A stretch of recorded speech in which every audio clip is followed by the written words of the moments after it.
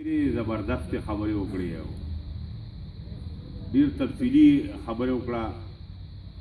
د املا باندې خبره وکړه چې اوس املا داسې ده او زړه داسې زده شوې ده. دوی خبره په خپل ځای باندې درسته ده، ډېره ښکلې ده.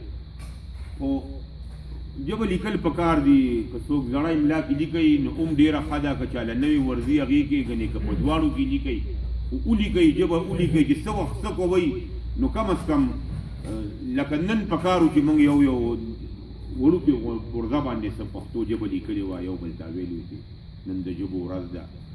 نو لیکل پکار ځکه چې اوس دا ژبه دې ته پاتې شوې ده. نورو ځایونو کې که موږ کوم ځای غواړو نو هلته نشي لیکلی. ډېره زیاته مننه د ډاکټر صاحب د ډېرو تفصیلي خبرو نه وروستو.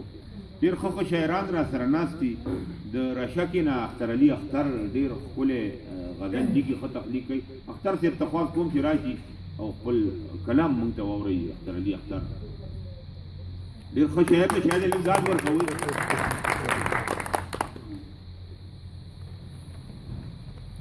شروع کوم په نامه د خدای چې بخښونکی او مهربانه دی. د مورنیو ژبو د مناسبت ورځ ده او پروګرام دی. غریب صاحب وایي غزل ووایه، زوړ غزل دی او کتابې نه زاړه مخکې وایي. هغوی به جنګ ته د جهاد د زاویې نه کتل، هغوی به جنګ ته د جهاد د زاویې نه کتل او هغوی اوس امن ته د جنګ د زاویې نه ګوري.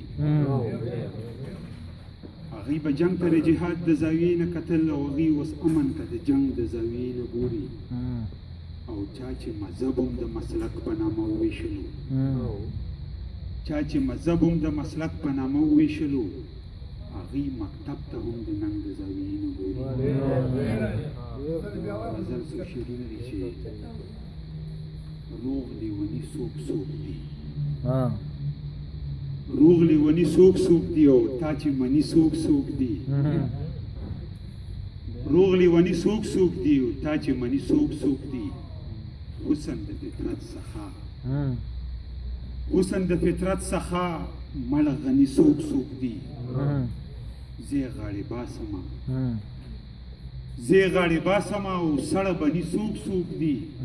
بند په بند خواږه افغان، بند په بند خواږه افغان، دنګ دنګني څوک څوک دي.